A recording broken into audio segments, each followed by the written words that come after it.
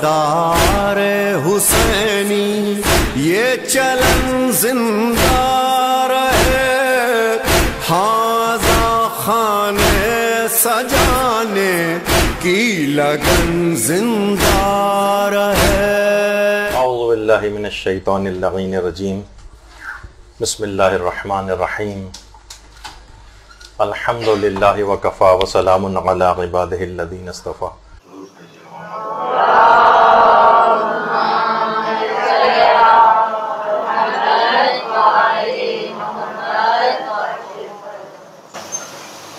رسومات عزاداری کے فقہی مسائل اور احکام کیا ہیں،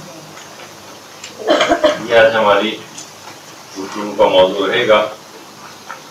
اس میں کچھ رسومات عزاداری کے اوپر عام لوگوں کے دماغوں میں کچھ سوالات ابھرتے ہیں، اس کی مشروعیت کے متعلق ان کے دماغ میں وسوسے آتے ہیں، ان کو بھی کچھ آج ذکر کرنا مقصود ہے، اور مراجع کرام وہ ان رسومات کے متعلق کیا ارشاد فرماتے ہیں۔ دیکھیے، مظالم جو بھی اہل بیت پر ہوئے وہ اپنی جگہ، قرآن کی ایک آیت ہے کہ وَذَكِّرْ فَإِنَّ الذِّكْرَ تَنفَعُ الْمُؤْمِنِينَ، اے رسول ذکر کر دیجئے، کیونکہ ذکر کرنا، بار بار ذکر کرنا، یہ صاحبان ایمان کو فائدہ پہنچاتا ہے۔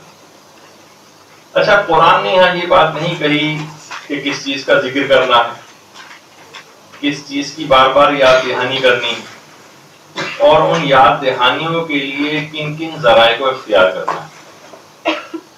یقیناً یاد دہانی کی چیزیں وہی قرآن نے کہی ہوں گی جو چیز لوگوں کے لیے مفید ہوگی، اور انہی تمام وسائل کو اختیار کرنے کی متعلق قرآن کی تاکید ہوگی کہ جو یاد دہانی کے لیے مفید ہوں گے۔ اب دیکھیے، ایمانی فائدے کے لیے کربلا سے بالا تر کوئی بھی واقعہ نہیں ہے، اور مراسم عزا اس کربلا کی یاد دہانی کا ایک بہترین ذریعہ۔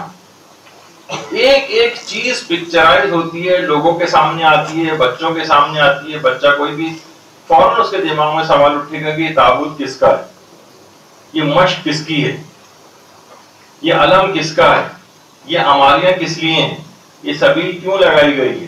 یہ واقعہ کربلا کی ایک ایک چیز کی پکچرائزیشن کے لیے ہے۔ آپ کو پتا ہے کہ پوری دنیا آج کل ویژولز پہ چلی گئی۔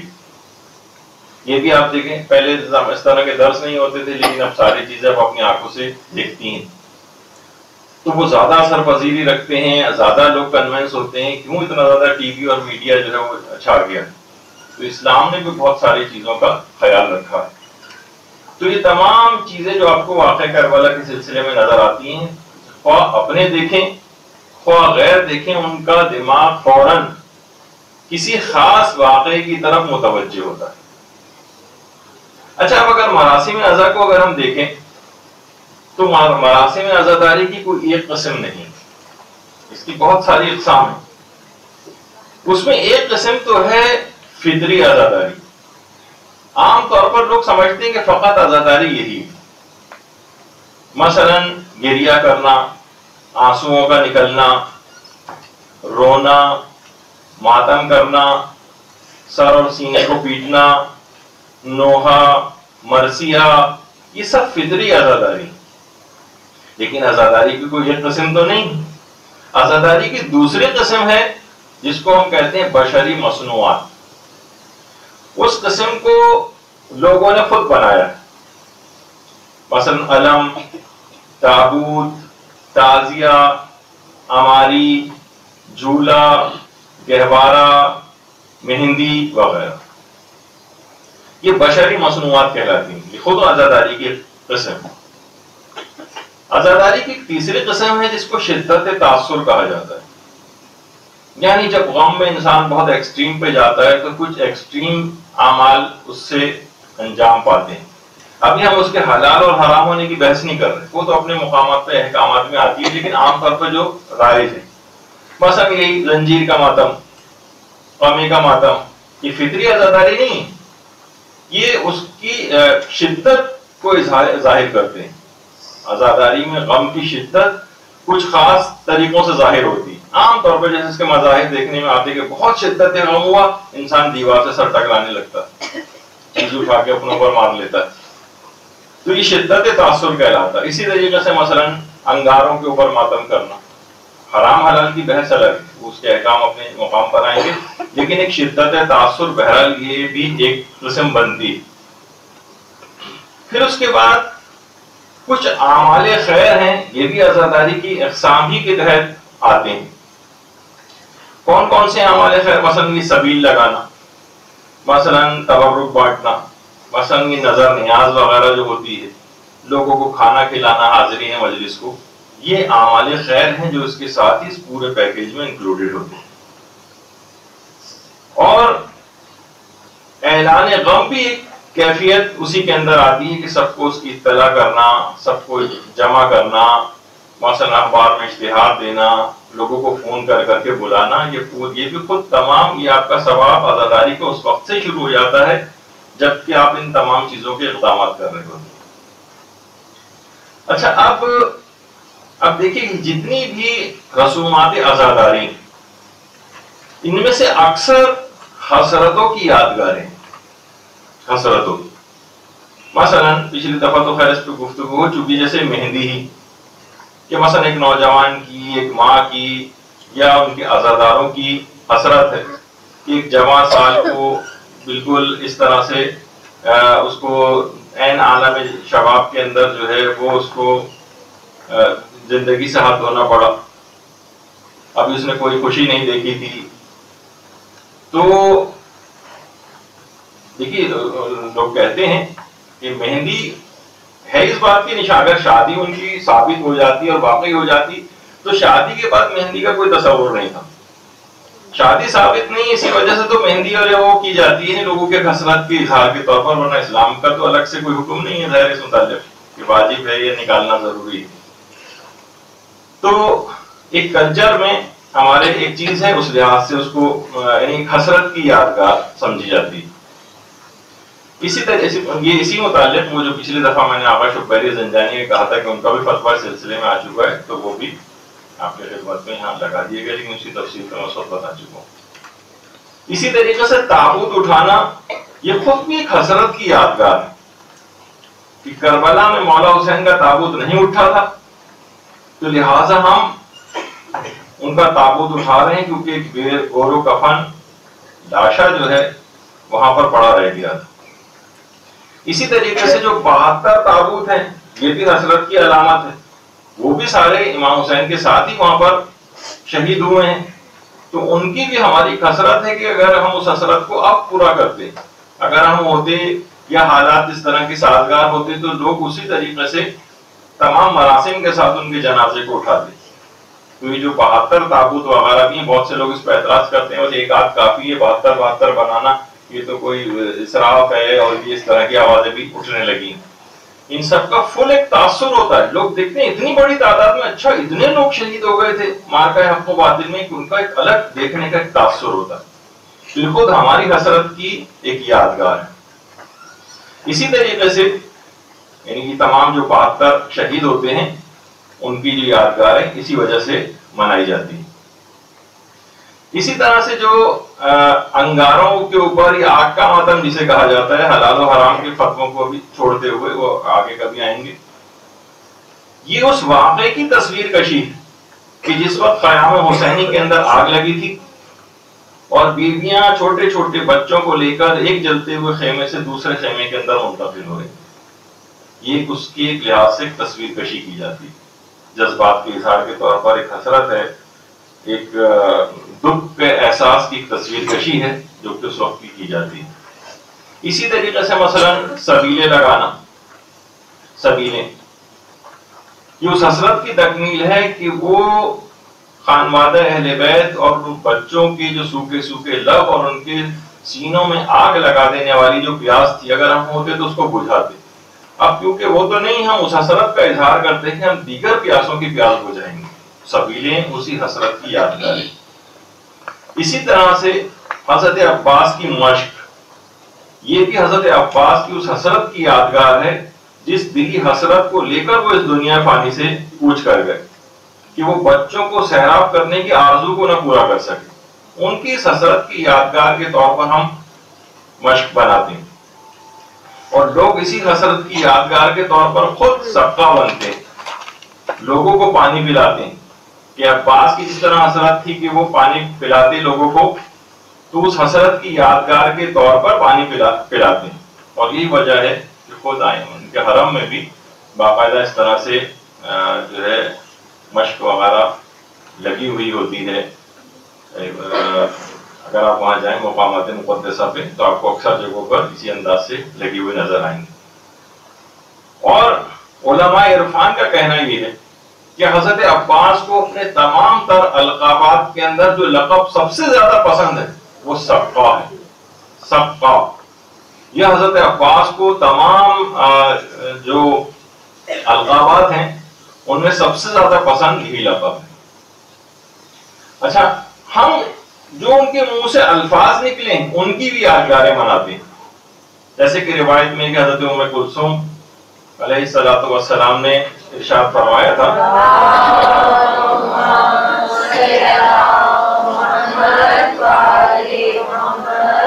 کہ بھائی پانی کی کوئی سبیل کرو، ان الفاظ کی یادگار کے طور پر سبیلیں لگائی جاتی ہیں، پانی کی سبیل کرو تو ہم ان الفاظ کی بھی یادگاریں مناتے ہیں۔ اچھا، اسی طریقے سے سیدانیوں کو کربلا سے شام تک بے گجاوا اونٹوں کے اوپر بٹھا کر لے جائے گا، ان کی اس مظلومیت کو یاد کے طور پر، اس حسرت کے طور پر کہ اگر ہم ہوتے تو اس طرح سے نہیں جانے دیتے ان کو، اور باقاعدہ ہماریاں جو نکالنے جانے کا ایک تصور ہے وہ بھی اس حسرت کی یادگار ہے۔ ہماری کیوں نکالتے؟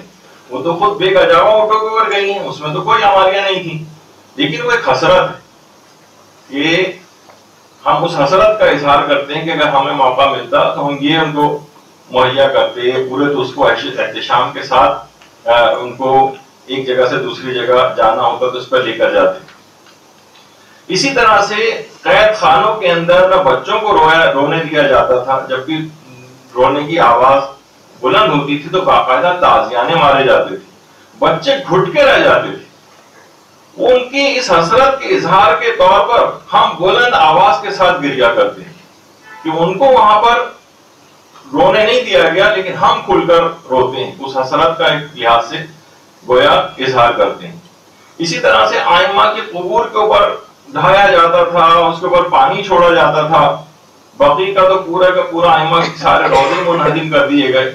اس حسرت کے اظہار اور مظلومیت کے اظہار کے طور پر ہم ذریعے بناتے ہیں، اپنے گھر میں جو لوگوں کے عزاخانے بنتے ہیں اس کے اندر ذریعہ ہوتی ہیں، انہی کی یادگاروں کو ہم اٹھا کر جلوسوں کے اندر لے کر جاتے ہیں۔ یہ ساری حسرتیں۔ اسی طرح سے حضرت عباس کے شان قلم ہو گئے، اور ان کا جو علم تھا وہ نیچے گر گیا۔ اب ہم اس حسرت کے طور پر ہم ہوتے تو اس کو کبھی گرنا نہ دیتے، ہم علم کو اٹھاتے ہیں، اونچے سے اونچا اٹھاتے ہیں، اونچے سے اونچا اٹھانے کی کوشش کرتے ہیں، یہاں تک کہ اگر کوئی ہمارا محب، ان کا محب جو ہے ماؤنٹ ایوریسٹ بھی سر کرتا ہے تو وہاں بھی حضرت عباس کا علم لے کر جاتا ہے۔ تو بہرحال حضرت عباس کا جو علم ہے، اسی طریقے سے کوئی بچہ بیمار ہوتا ہے اس سے اظہار کے طور پر، ایک برکت کے طور پر بھی حضرت عباس کا علم رکھا جاتا ہے۔ تو بہت سارے دیکھیے اس طرح کی اس کی مشروعیت ہے، اس کی چیزیں ہیں، باقاعدہ شاعر حسینی میں سے اس کو قرار دیا گیا، اور آیت اللہ صادق روحانی نے اس سلسلے میں باقاعدہ فتویٰ بھی دیا کہ یہ جو پرچم سیاہ ہے یہ اسی عنوان سے لگایا جاتا ہے کہ زمان و مکان اس بات کے لیے آمادہ ہے کہ امام حسین کی آزاداری برپا کی جائے، نہ ای کے بدعت نیست، نہ صرف ای کی بدعت نہیں ہے، جیسے کہ اکثر لوگ نعرہ اس میں لگانے لگے کہ کوئی بدعت ہے، اس زمانے میں تو اس طرح سے کبھی نہیں ہوتا تھا، نہ ای کی بدعت نیست بلکہ از شاعر مذہبی است، استفتاحات آیت اللہ صادق روحانی اس کے اندر بھی کہ نہ صرف یہ بدعت نہیں ہے بلکہ یہ اسلام کے اور حسینی شاعر کے اندر سے۔ اور علم اٹھانا یہ خود تعظیم شاعر حسینی ہے۔ آیت اللہ صافی گل پائیگانی نے جامع الاحکام کی جو دوسری جلد ہے اس میں سوال نمبر 1595 کے اوپر کہا ہے کہ حمل علم بعید نیست از تعظیم شاعر محسوب شود و بے اشکال باشد، فرماتے بعید نہیں ہے کہ اسے تعظیم شاعر میں شمار کیا جائے اور اس کو اٹھانے میں کوئی بھی اشکال نہیں ہے۔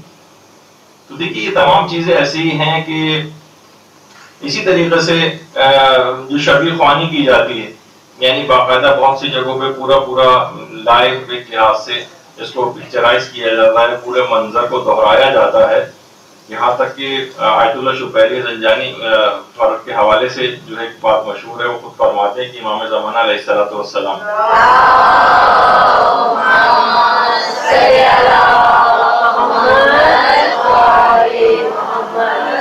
وہ روزانہ 2 مرتبہ پورا واقعہ کربلا اپنی آنکھوں سے دیکھتے ہیں۔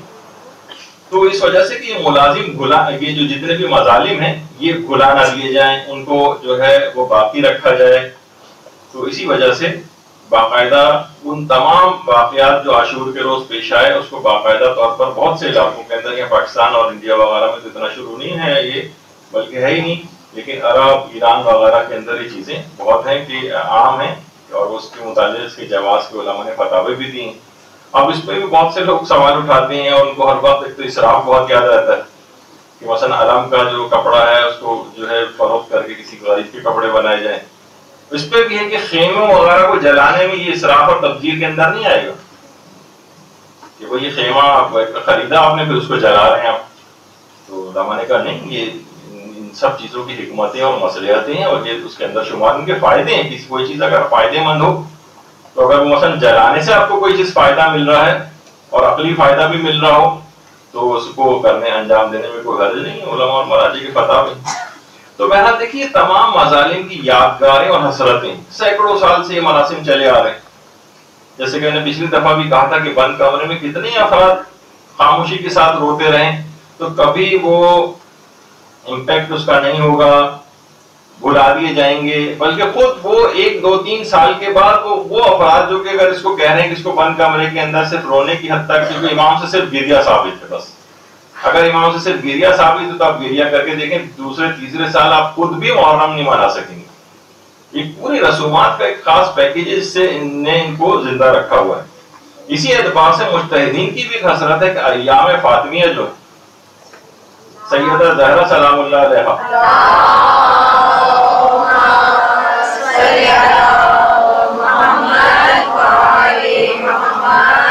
اس کو بھی عاشورہ کی طرح سے منانا چاہیے تاکہ سیدہ کی مظلومیت جو ہے وہ فراموش نہ ہونے پائے۔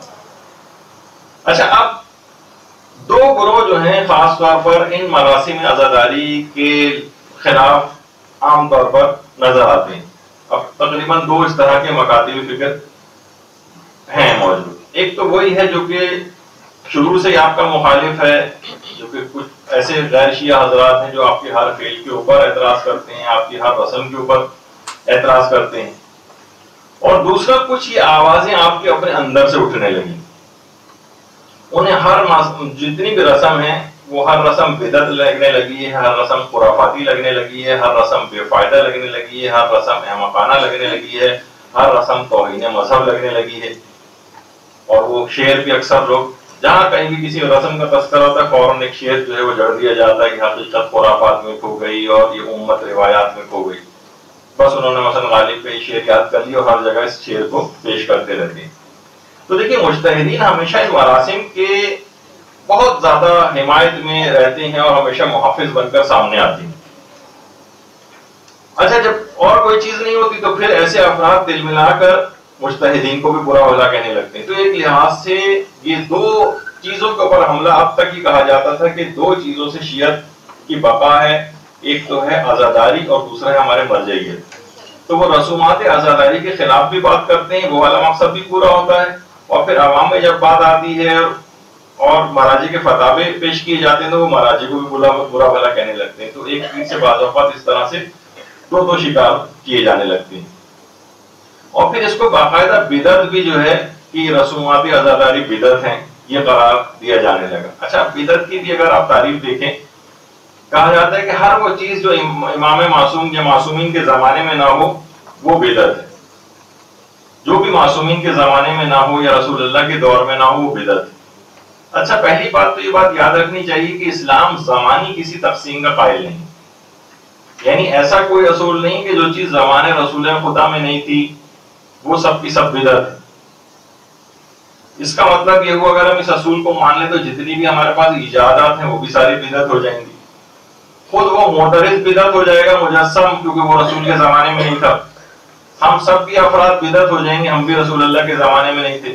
اور جیسے کہ علامہ ذیشان الجوادی فرماتے تھے کہ جوا اور شراب کیونکہ زمانے رسول خدا میں تھے لہٰذا وہ حلال قرار پائیں گے. اگر آپ صرف یہ کہیں کہ صرف جو رسول کے زمانے میں تھی وہ صرف جائز ہے, جو رسول کے زمانے میں نہیں ہے وہ ناجائز ہے, تو پھر ان کو جائز ماننا پڑے گا. تو بہرحال اس کا اصول یہ ہے کہ ہر وہ چیز جو محکم بنیادوں پر اسلامی تعلیمات کے خلاف, یقینی طور پر اسلامی تعلیمات کے خلاف, اور لوگ اس کو جزو دین بنا لیں وہ بدعت ہے.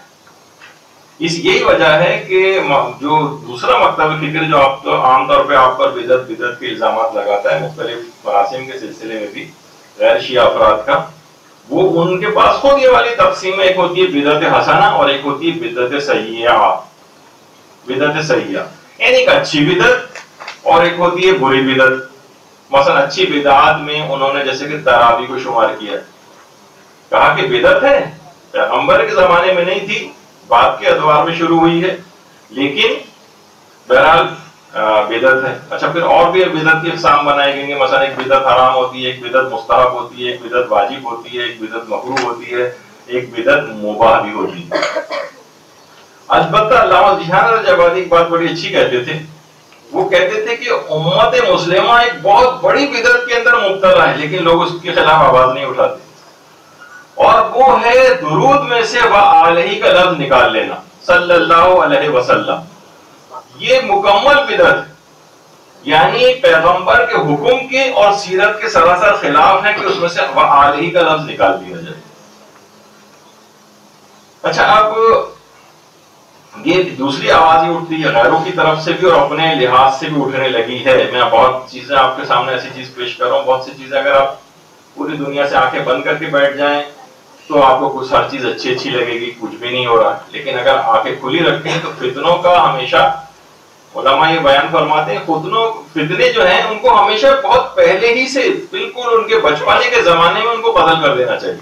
قتل سے مراد یہ کہ ان جو فتنہ اٹھ رہا ہے نا اس کو پہلے سے ہی ٹرنے پندہ پٹ جس کو کہا جاتا ہے, تو اس زمان اگر یہ تھوڑا سا بھی اگر یہ بڑھ گیا اور یہ آگے کی طرف چلا گیا اور یہ تناور درخت بن گیا تو پھر اس کے کومپلیں کاٹنے سے کچھ نہیں ہوگا, اس کی جڑیں مضبوط ہو چکی ہوتی ہیں. تو ہمیشہ فتنوں کو بہت ہی ابتدائی کے اندر اس کا دفیہ جو ہے وہ کرنا پڑتا ہے. تو کہا کہ جناب یہ جو ہے کہ ہاتھ کا جو ماتم ہے یہ بھی ایذائے نفس ہے. اتنی زور سے آپ مار رہے ہیں اور سینے کو لال کیے دے رہے ہیں اور بعضوں کا کھال بھی پڑ جاتی ہے اور سینہ نیلا پڑ جاتا ہے, تو یہ تو خود کو اذیت پہنچانا ہے. آپ کے ہاتھ آزاد ہیں, دشمن سامنے موجود ہے, تو یہ طاقت دشمن کے اوپر استعمال ہونی چاہیے. اچھا آپ دیکھیے اس کی حکمت بھی آپ سمجھیں. دیکھیے عام طور پر وہ تمام اعمال جیسے منہ پیٹنا ہے عزاداری میں یا سینہ پیٹنا ہے, وہ یہ کہتے ہیں کہ دیکھیے یہ اذیت ہے, اور انسان خود کو اذیت اس کو پہنچانا کیسے جائز ہو گیا؟ خود کو اذیت پہنچانا تو جائز نہیں ہونا چاہیے. تو دیکھیے اس میں بات آ جائے گی تو پھر اس کے بعد میں آگے اس میں اصل جو معاملہ اس کی طرف ہم چلے جائیں گے. ایک ہوتی ہے ایذائے نفس, یعنی اپنے نفس کو اذیت دینا, کبھی حقیقی ہوتی ہے اور کبھی اعتباری ہوتی ہے. مثلا میں اس کو مثال دیتا ہوں, یعنی ایک ریلیٹو ہوتی ہے ایک چیز اور ایک ہوتی ہے بالکل حقیقت. مثلا 1000 کا نوٹ دیکھا جائے تو ایک پرنٹڈ کاغذ ہے, اگر حکومت اس پر سے اپنے اعتبار کو اٹھا لے اور یہ کینسل عموماً نوٹ وغیرہ کینسل ہو جاتے ہیں, تو اس کی حیثیت ایک رتی کے برابر بھی نہیں ہوتی. صرف اخبار میں ایک نوٹس آئے گا فلاں والے نوٹ 500 کے نوٹ جو بڑے والے تھے وہ کینسل کر دیے گئے. اب کیا ہے, اس فلاں تاریخ کے بعد وہ اس نوٹ حکومت نے اس پر سے اپنا اعتبار اٹھا لیا. اچھا اب کچھ چیزیں ایسی ہیں جیسے تعظیم کرنا, اہانت کرنا, اذیت دینا, یہ کبھی اعتباری ہوتی ہیں, کبھی اس میں قصد و ارادہ شامل ہوتا ہے اور کبھی قصد و ارادہ نہیں ہوتا. مثلا اگر کوئی شخص سجدہ کر رہا ہو تو چاہے وہ تعظیم کی نیت کرے یا نہ کرے، اس کا یہ عمل خود بخود تعظیم شمار ہوتا ہے، سجدہ کرنا. لیکن اگر کسی عالم یا بزرگ کو دیکھ کر کھڑا ہو رہا ہے اگر کوئی شخص، تو اس کے لیے اس وقت شمار ہوگا کہ جب وہ تعظیم کا ارادہ کرے. ہمیشہ کبھی بھی کسی کو دیکھ کر کھڑا ہونا یہ تعظیم کے لیے نہیں ہوتا. بعض اوقات مارنے کے لیے بھی انسان کھڑا ہوتا ہے. تو ہمیشہ یعنی قیام کرنے کے لیے باقاعدہ اس کو قصد اور ارادہ کرنا پڑے گا کہ میں اس نیت سے اٹھ رہا ہوں فلاں کے احترام میں، تب یہ تعظیم شمار ہو. لیکن کسی کے سامنے اگر سجدہ کر رہا ہو تو چاہے وہ ارادہ کرے یا نہ کرے، ہر صورت میں وہ تعظیم ہی سمجھا جائے گا. اچھا، اسی طرح سے کسی کی توہین کرنی ہے، مثلا دیکھیے کچھ چیز ایسی عقلی طور پر سمجھنی پڑیں گی. مثلا کسی کو تماچا مارنا، خواہ کوئی شخص ارادہ کرے یا نہ کرے، خود بخود تماچا مارنا توہین سمجھا جائے گا. لیکن مثلا اگر کوئی شخص باپ کے سامنے سگریٹ پی رہا ہو تو اس وقت تک توہین باپ نہیں سمجھا جائے گا جب تک کہ معاشرہ اس سلسلے میں کوئی حتمی فیصلہ نہ کر چکا ہو. ایک دفعہ میں نے مثال دی تھی کہ بہت سی کچھ عرب ممالک ایسے ہیں جہاں مثلا بیٹیاں باپ کے ساتھ بیٹھ کے سگریٹ پیتی ہیں. اب یہ بتانا بھی وہ مشکل چیز ہوتی ہے، بعض اوقات اس کو دیکھ کے بھی لوگ برائی کو بھی جو اڈاپٹ کر لیتے ہیں سن کر، لیکن وہاں معیوب نہیں سمجھا جاتا. لیکن ہمارے ہاں کتنے بھی آدمی 50 سال کا ہو جائے اور 70 سال کے ابا 80 سال کے اس کے سامنے آ جائیں، ہمیشہ سگریٹ چھپا لی جاتی ہے. تو عام طور پر کیا ہے کہ یہ اس وقت تک شمار نہیں ہوگا ابا کی توہین جب تک کہ وہ معاشرہ کوئی اس میں اسٹیٹس سیٹ نہ کر دے کہ جناب ہاں اس سے توہین ہوگی. اچھا، اب ایک چیز اور بھی ہے، آج کل ایک چیز بہت ہو گئی ہے، وہ آپ بار بار سنیں گی کہ مختلف مراسم عزاداری میں آج کل نوجوانوں نے ایک چیز سیکھ لی ہے، وہ صرف رہبر معظم کا ایک فتویٰ صرف اور صرف اس کے متعلق ہے، قمازنی کے متعلق. اور دیگر مراسم کے اندر انہوں نے صرف ایک شرط کے طور پر جو ہے اس کو ذکر کیا ہے، لیکن کسی پر حکم نہیں لگایا. تو نوجوانوں نے کیا کیا، فوراً اس چیز کو پکڑ لیا. اب کوئی بھی رسم اعضاء ان کو نظر آتی ہے، فوراً کہتے ہیں توہین مذہب. حالانکہ خود علماء نے کہا کہ توہین ایک علاقے کے اعتبار سے بھی الگ ہو سکتی ہے. جیسے ابھی آپ نے سنا وہاں پر باپ کی توہین شمار ہوگی اگر یہاں پر کوئی سگریٹ پیے گا، لیکن اور کسی عرب کنٹری میں وہاں توہین شمار نہیں ہو رہی. جیسے پچھلی دفعہ ہم نے مثالیں دی تھی کہ یہاں امام بارگاہ اور مسجد کے اندر سگریٹ پیے گا لیکن وہاں بیٹھ کے حقہ بھی پیتے ہیں تو توہین شمار نہیں ہو رہی ہے مثلا. تو بہت ساری اس طرح کی چیزیں ہیں، اور ہر چیز میں توہین توہین توہین، جس طرح باقاعدہ کوئی لے کر بیٹھا ہوا ہے کوئی چیز. اب بہت سی چیزیں اچھی بھی نہیں لگتی ہیں بیان کرنی. وہ مولانا اشرف علی تھانوی جو ہمارے برادران سنت کی تعلیم، انہوں نے اپنی کتاب میں بھی چیز لکھی کہ چاند، رات کو سب لوگ چاند دیکھنے کے لیے جا رہے تھے، ایک عورت کے ہاتھ پہ کوئی نجاست لگی ہوئی تھی. کہنے لگے عام طور پہ عورتیں جو ناک پہ ہاتھ رکھ کے بات کرتی ہیں. تو کسی نے کہا چاند کہاں ہے، تو اس نے ناک پہ ہاتھ رکھ کے اوپر دیکھا، چاند نظر آ رہا تھا. کہا چاند نظر تو آ رہا ہے لیکن بہت ہی بدبودار چاند ہے. تو وہ چاند کے اندر بدبو نہیں تھی، وہ آپ کی ناک کے اوپر ایک نجاست لگی ہوئی جس کی وجہ سے بدبو آپ کو آ رہی. تو توہین توہین توہین ہی کچھ آپ کو ذاتی طور پر آپ کو توہین کی جو بو محسوس ہو رہی تھی کچھ ناک کا کوئی پرابلم ہے، ورنہ اصلاً توہین نہیں. تو بعض اوقات یہ بھی ہوتا ہے کہ مذاق میں انسان اگر کوئی بات کہتا ہے تو وہ اس وقت تک توہین شمار نہیں ہوتی جب تک سامنے والا اس کو توہین نہ سمجھے. ورنہ آپ یہ نہیں کہہ سکتے بھائی میں تو مذاق کر رہا تھا، نہیں، آپ نے توہین آمیز مذاق کیا. اسی طریقے سے ایک چیز ہوتی ہے ایذائے نفس اور ایذائے غیر. دوسرے کو تو آپ اذیت نہیں پہنچا سکتے، ضرورتی برابر اذیت نہیں پہنچا سکتے، لیکن اپنے نفس کو اتنی اذیت پہنچا سکتے ہیں اگر اس سے بالاتر کوئی مفاد آپ کے سامنے ہوتا ہے. مثلا اگر کسی شخص کو جو ہے وہ اپنا وزن کم کرنا ہے، اب وہ جاگنگ کر رہا ہے اور وہ واکنگ کر رہا ہے، تو کتنی نفس کو ایذا پہنچتی ہے. یہ تو کوئی ان سے پوچھے کہ جو واقعی جن لوگوں کو یہ کرنا پڑتا ہے تو کتنی نفس کو ایذا پہنچ رہی ہے، بھاگے جا رہے ہیں، سانس پھول رہا ہے. اور لیکن کیا ہے، وہ کہتے ہیں اس سے بالاتر ایک مفاد ہے ہمارے سامنے. مثلا انسان صبح کی نیند قربان کر کے فجر کی نماز کے لیے اٹھتا ہے، اذیت ہو رہی ہے اس کو گرم گرم بستر چھوڑ کے جانے میں سردیوں کے دنوں میں، لیکن کیا ہے اس سے بڑا ایک مفاد اس کے سامنے ہوتا ہے. اسی طریقے سے مثلا سخت گرمیوں میں روزے آ جاتے ہیں، اس کے نفس کو اذیت پہنچ رہی ہوتی ہے، ایذائے نفس ہے ایک لحاظ سے دیکھا جائے، لیکن کیا ہے وہ کہتا ہے کہ نہیں، اس سے کہیں بڑا اور ایک بالاتر مفاد وہ ہمارے سامنے ہے. یعنی بلند مقصد اور زیادہ فائدے کے لیے اگر انسان اذیت اٹھاتا ہے تو ایک عین عقلی چیز ہے. اسی طریقے سے جیسے کہا جاتا ہے کہ جناب اس میں آپ کو کیا، انسان بہت سی چیزیں کتنی خوشی خوشی تکلیفیں اٹھاتا ہے. مثلا حج و عمرے کے جو سفر کرنے کے لیے جاتے ہیں لوگ، حج پہ کتنی تکلیف اٹھانی پڑتی ہیں اس کو، تجارت کے سفر کے لیے جاتا ہے کتنے لمبی لمبی فلائٹس لینی پڑ رہی ہیں اور ٹرانزٹ لینے پڑ رہے ہیں، اس کو تھکاوٹ ہو رہی ہے. آپ سیاست دانوں کو آپ دیکھتی ہیں کہ کتنی محنتیں کر رہے ہیں، پسینے میں شرابور ہو رہے ہیں، جانوں کو خطرے کے اندر ڈال رہے ہیں، خطاب کرنے کے لیے جا رہے ہیں، لیکن کیا ہے کہ ان کے سامنے کوئی ان کا بالا تر مفاد سامنے ہوتا ہے. اسی طریقے سے مثلا جنگ کرنے والے ہیں، حرم کا دفاع کرنے والے ہیں، اس میں ان کو کتنی اذیتیں برداشت کرنا پڑتی ہیں، لیکن کیا ہے کہ ان تمام باتوں سے معاشرے میں عدل قائم ہوگا، حرم کا دفاع ہوگا. کاروباری آدمی سوچتا ہے کہ معاش میں میری ترقی ہوگی. نیند سے اٹھ کے نماز فجر پڑھنے والے، رمضان کی گرمیوں میں روزے رکھنے والے کے سامنے آخرت کا بہت بڑا مفاد ہوتا ہے. تو اس کے لیے بعض اوقات دنیاوی ہلاکت کو بھی انسان برداشت کر لیتا ہے.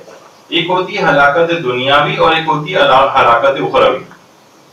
دیکھیے ائمہ کا موت کی طرف سے بڑھنا جبکہ وہ علم غیب رکھتے تھے کیا معنی رکھتا ہے. مثلا امام حسن علیہ السلام کا زہر آلود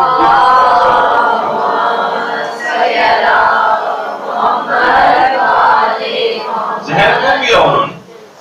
امام حسین جانتے بوجھتے جو ہے کربلا کے میدان میں کیوں گئے جبکہ معلوم تھا کہ وہاں پر جا کر زندگی سے ہاتھ دھونا پڑے گا. امیر المومنین علیہ السلام نے ابن ملجم کو سوتے سے کیوں اٹھایا جبکہ معلوم تھا کہ مجھے قتل کرے گا. تو دیکھیے ان اعمال میں دنیاوی جسم کی اگرچہ ہلاکت ہوتی ہے، نابودی ہوتی ہے، مگر حکم خدا کے مطابق عمل کرنے میں اس کو ایک بڑا فائدہ حاصل ہوتا ہے کہ ابدی حیات حاصل ہو جاتی ہے. تو کبھی انسان جان کو خطرے میں ڈال کر حیات حاصل کرتا ہے اور کبھی جان بچا کر بھی اس کو موت آ جاتی ہے. مثلا اگر کوئی شخص میدان جنگ سے فرار اختیار کر کے اپنی جان بچا لے تو ہلاکت اخروی اس کو ملتی ہے. تو دیکھیے عام طور پر بھی اگر آپ دیکھیں تو جو قرآن کی آیت بھی ہے اس میں وَلَكُمْ فِي الْقِصَاصِ حَيَاتٌ، قصاص میں زندگی ہے. بھائی قصاص میں ہاتھ چور کا کٹ رہا ہے، اس کا ہاتھ مردہ ہو کے کٹ کے نیچے گر رہا ہے، آپ کہہ رہے ہیں زندگی. قاتل کی گردن اڑائی جا رہی ہے، اس کی گردن تن سے جدا ہو رہی ہے، موت آ رہی ہے، اسلام کہہ رہا ہے کہ زندگی. یعنی ایک بالاتر مفاد ہے اس کے آگے. کتنے بچوں کو آپ دیکھتی ہیں، بچے جو چھوٹے چھوٹے بچے ہیں وہ کس طرح سے ماتم کرتے ہیں، اور ماتم کر وہ بچہ کہ جو کہ ذرا سے اس کو خراش لگ جائے تو 3 دن تک اسکول نہیں جائے گا. عام حالات میں وہ فخر سے اپنے لال سینے کو سب کو دکھاتا ہے کہ دیکھیں میں نے ماتم کیا. یہ اس کو اس وقت کیوں آخر تکلیف نہیں ہو رہی اس بچے کو؟ صرف اس وجہ سے کہ اب یہ ایذائے نفس نہیں رہی، اس کے دل کے اطمینان کا ایک ذریعہ بن گئی. اور اس کے مظاہر دیکھنے میں لوگ کتنا آپ سے آ کر سوال کرتے ہیں کہ جناب یہ رونا بدعت ہے فلاں. آپ جا کر ان کو بہت ساری چیزیں اگر آپ دیکھیں تو البدایہ والنہایہ وغیرہ کے اندر رسول اللہ کی وفات کا جو بیان لکھا ہوا ہے کہ حضرت عائشہ فرماتی ہیں پیغمبر کی زوجہ کہ رسول اکرم نے میری گود میں وفات پائی، پھر میں نے آپ کے سر کو تکیے پر رکھا اور میں عورتوں کے ساتھ کھڑی ہو کر منہ پر تماچے مارنے لگی. تو اب دیکھیں یہ فطرت کا ایک جذبات کا ایک اظہار ہوتا ہے. روایت کے کنز العمال یہ بھی ہمارے برادران اہل سنت کی ملا علی متقی ہندی کی جو کتاب ہے کہ جب خالد ابن ولید مرے تو بنی مغیرہ کی عورتوں نے 7 روز تک ماتم کیا، اپنے سینے پیٹے، گریبان چاک کیے، نظر نیاز بھی چلتی رہی، اور اس نوح خوانی اور ماتم سے حضرت عمر نے بالکل منع نہ فرمایا. یہ باقاعدہ ان کی دیکھیے کتابوں کے اندر لکھا ہوا ہے. تو بعض اوقات یہ ہوتا ہے کہ انسان یہ سوچتا ہے، اس کے پاس دلائل نہیں ہوتے ہیں تو فوراً یہ کہنا کہ بھئی یہ تو ایذائے نفس ہے. نہیں، اس سے ایک بالاتر ایک مفاد بعض اوقات ہوتا ہے. جیسے کہ میں نے آپ کے بچوں کی مثال میں نے آپ کے سامنے جو ہے وہ پیش کی ہے اور دیگر مثالیں پیش کی ہیں. تو ان تمام چیزوں کے اندر بالاتر مفادات ہیں.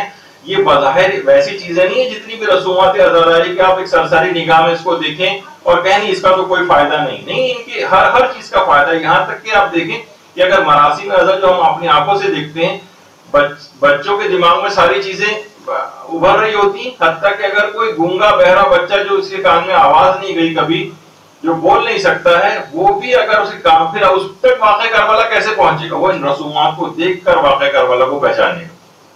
یہ تمام چیزیں. تو اسی طرح سے عاشور کے روز کتنا زیادہ روایات کے اندر بھی یہ بات آئی کہ علی الوجوہ لاتمات، کہ جو بیویاں تھیں سیدانیاں تھیں منہ پر تماچے مارتی ہوئے خیموں سے باہر آئیں، منہ پر تماچے مارتی ہوئی. اور جس وقت روایات کے اندر ملتا ہے کہ حبیب ابن مظاہر کو جب حضرت زینب سلام اللہ علیہا نے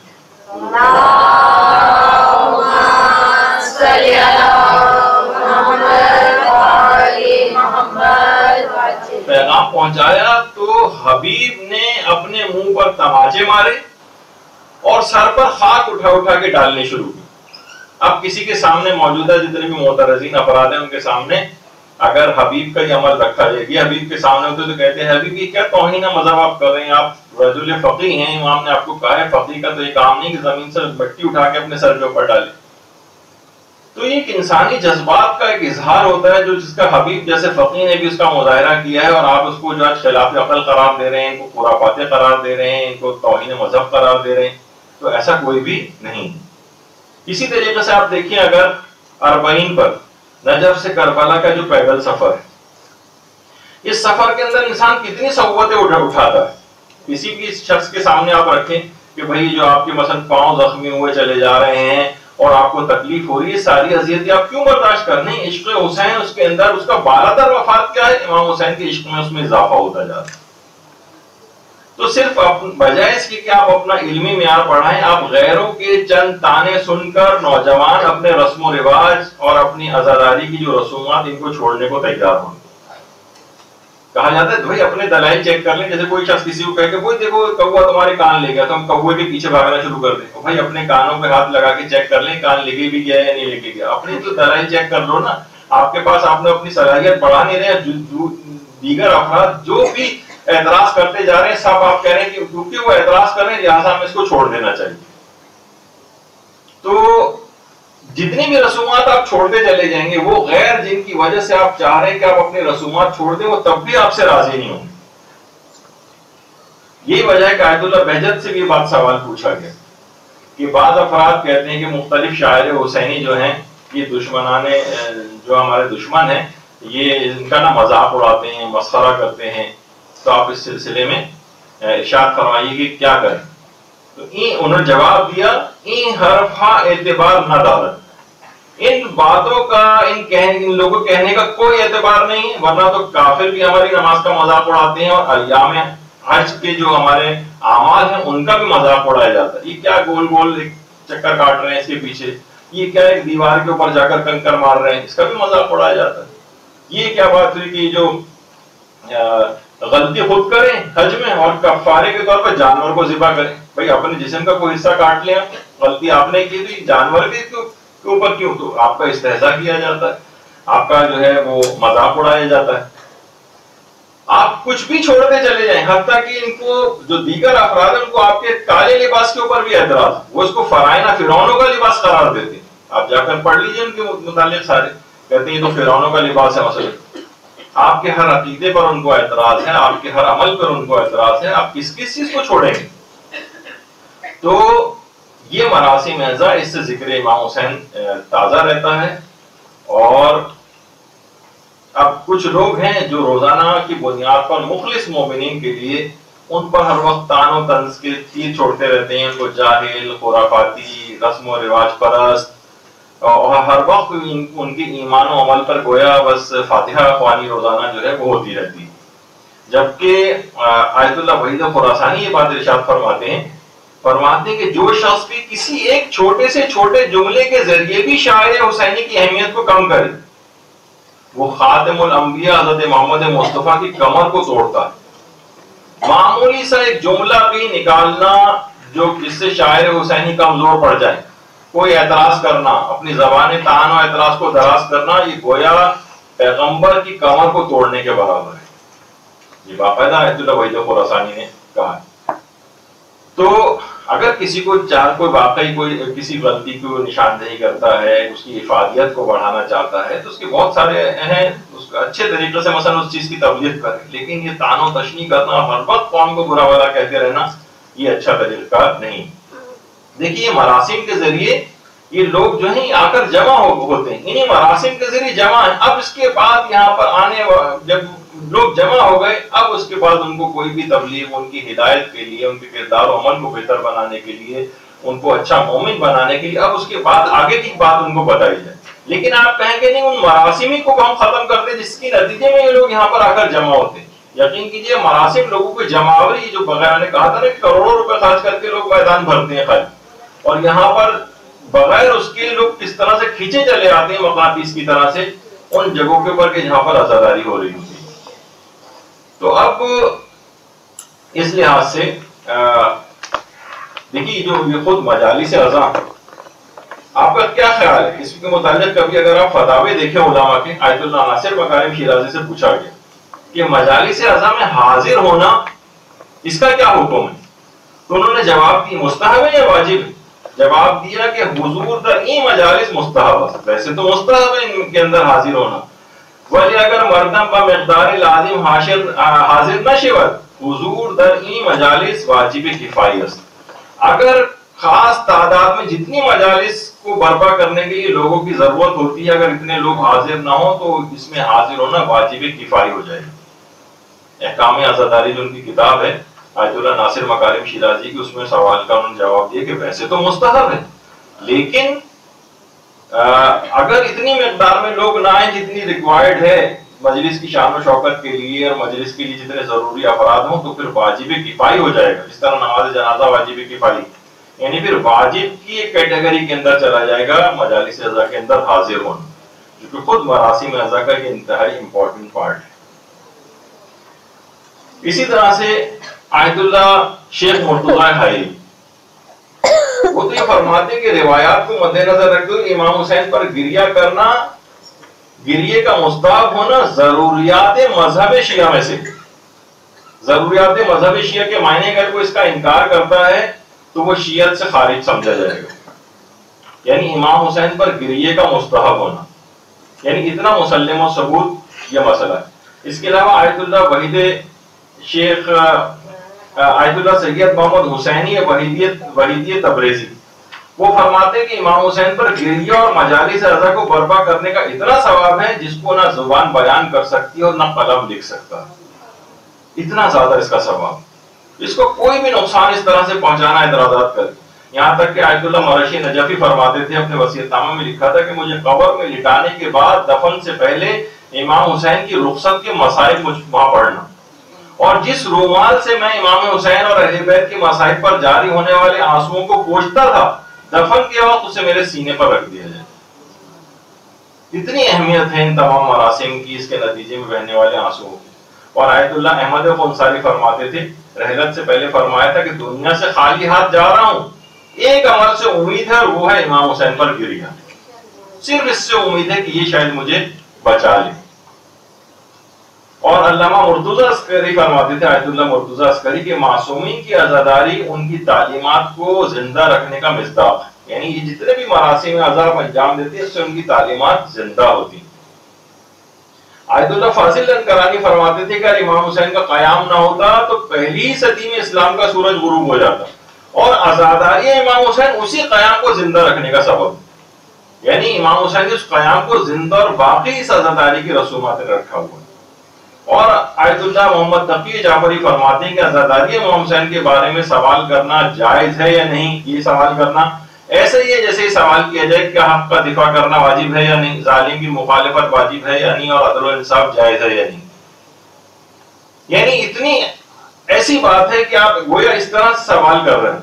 یعنی حیرت کا اظہار کیا کہ عزاداری امام حسین کے بارے میں سوال کرنا. اور آیت اللہ مجتہدی تہرانی فرماتے تھے کہ میرے جتنے بھی درس ہیں ان میں کامیابی کی وجہ درس کے ساتھ ساتھ مجالس توسل اور ذکر امام مصائب امام حسین اور سینہ زنی. یعنی میں نے جتنی کامیابیاں دینی طور پر حاصل کی وہ ان رسومات عزاداری بھی اس کے ساتھ یہ میں بجا لاتا تھا, اس وجہ سے حاصل کی. تو اس چیز کو کبھی بھی آپ اپنے اس سے نکالے نہیں, اور یہ چھوٹی چھوٹی جو بھی مباح رسومات ہیں یہ بھی ساری ان کو بھی ویسے ہی انجام دیں. مجتہدین کے پاس ان کے جواز کے جو ہے وہ سب فتاوی وغیرہ موجود ہیں. اچھا اب آ جائیے, اب ایک سوال ہے کہ عام طور پر رسومات عزاداری کے اندر ایک چیز اور بھی ہوتی ہے, وہ مثلا یہ کہ ہاتھوں میں مثلا کلاوے لوگ پہنتے ہیں, ہتھ کڑی پہنتے ہیں, بیڑی پہنتے ہیں, بہت سے لوگ زنجیر نما چیز پہنتے ہیں. عام طور پر سب جو ہے وہ ملتی ہیں. تو اس میں بھی ایک چیز اعتراض یہ ہوتا ہے کہ یہ تو فاطمہ نے اپنی مرضی سے تو نہیں پہنی تھی، کہ دشمن نے پہنائی تھی، ظالموں نے کیونکہ پہنائی تھی تو لہٰذا یہ ظالموں کی سنت ہے. اور یہ مثلا ابھی آگے چل کر اس کا بھی تذکر آئے گا کہ ہندوانی رسم ہے اس طرح سے پہننا، تو یہ نہیں پہننا چاہیے. تو دیکھیے اس کے کچھ تو جواب اس طرح سے دیے جاتے ہیں کہ مثلا دیکھیے ایک تو یہ ہے کہ اگر آپ کہیں کہ ظالموں نے زبردستی ان کو پہنائی تھی، انہوں نے خوشی سے تو زنجیریں یا رسیاں نہیں پہنی تھی، تو یہ تو ظالموں کی سنت ایک لحاظ سے آپ اس کو زندہ کر رہے ہیں. تو ہم پھر یہ کہیں گے کہ ظالموں نے تو ان کو پیاسا بھی رکھا تھا، تو اس کی یادگار کے طور پر ہم صبح فجر سے لے کر عصر تک کیوں عاشور کے روز فاقہ کرتے ہیں اور بھوکے پیاسے رہتے ہیں؟ کہ بھوکا پیاسا رکھنا تو ظالموں کا فعل تھا نا، تو یہ ہم خود سے کیوں کرنا شروع کر دیا ہم؟ اور رلایا تو ظالموں نے تھا، اہل بیت کو جو رلایا تھا وہ ظالموں نے رلایا تھا، تو ہم خود رو رو کر کیوں اپنے آپ کو ہلکان کرتے ہیں؟ یہاں تک کہ ہمیں علماء بھی روتے اور سسکتے جو ہے وہ نظر آتے ہیں. اس دن کے بجائے ہم کیوں نہ خوشی کا غم کا اظہار کرتے ہیں تاکہ دشمن جو ہے ہمارا ہمیں خوش دیکھ کے اور جلے مثلا. لیکن نہیں، ایسا نہیں ہوتا. یعنی اگر دشمن نے رلایا تھا، دشمن نے پیاسا رکھا تھا، دشمن نے، وہی جواب جو اس کا ہے وہ جواب اس کے لیے بھی ہوگا. اچھا اب دیکھیں لوگوں کی جو نیت ہوتی، ان چیزوں کو پہننے سے مومنین کو آئمہ کی مصیبت کی یاد دہانی ہوتی. میں نے خود بہت سے لوگوں سے جو یہ پہنتے ہیں ان سے پوچھا کہ یہ آپ کیوں پہنتے ہیں، یعنی نیت آپ یہ خود بھی تحقیق کیا کریں نا، لوگوں سے جا کر پوچھا کریں کہ ان کی نیت کیا ہوتی. تو سب نے کہا کہ ہمیں قید و بند جو ہے حرم اہل بیت کی قید و بند یاد آتی ہے، ان کے پابند سلاسل رسیوں میں کس طرح سے چکڑا گیا تھا، ان کی مصیبت یاد آتی ہے. اہل بیت کا غم جو ہے وہ ہر وقت ہمارے سامنے تازہ رہتا ہے. اور کسی نے تو بہت اچھا جملہ بھی کہا اس سلسلے میں کہ یہ جو ہم کہتے ہیں کہ یا لیتنی کنت معکم فافوز فوزا عظیما، کہ ہم بھی مولا آپ کے ساتھ ہوتے تو ہم بھی عظیم کامیابی حاصل کرتے. تو انہوں نے فرمایا بڑا اچھا جملہ کہ ہم اگر ان کے ساتھ ہوتے تو ہمارے ساتھ کیا ہوتا؟ ہم شہید ہوتے، ہم قید کیے جاتے، ہم زندان و درباروں میں لے کر جائے جاتے، ہمیں ہتھکڑیاں ڈالی جاتی، ہمیں بیڑیاں پہنائی جاتی، ہمیں توق و سلاسل اور رسیوں میں جکڑا جاتا. مائیں اس نیت سے پہلے پہناتی رہی ہیں. دیکھیے بہت ساری نیتیں ایسی ہیں جو شروع میں تھی، اب نکل گئی، تو اس کو دہرانے کی ضرورت ہے نیتوں کہ بہت سی رسومات دیکھیے باقی رہ گئی، نیت نکل گئی. اس نیت سے پہناتی تھی کہ اگر دین کے لیے تمہیں پابا زنجیر بھی ہونا پڑے، تمہیں دین کے لیے رسیوں کے اندر جھگڑا بھی جانا پڑے، تو تم اس کو برداشت کرنا اور امام حسین اور ان کے خانوادے کی یاد اس طریقے سے مناؤ تاکہ تمہارے دماغ میں ہر وقت ان کی یاد تازہ رہے. جب بھی تم اپنے ہاتھ میں مثلا جو ہتھ کڑی یا کڑا یا جو کوئی بھی اس طرح کی چیز پہنی اس کو دیکھو تو فوراً یاد کرو. اکثر لوگ کہتے ہیں کہ ہم جب بھی دیکھتے ہیں ہم درود پڑھتے ہیں ان کے اوپر. آپ بھی پڑھ لیجیے.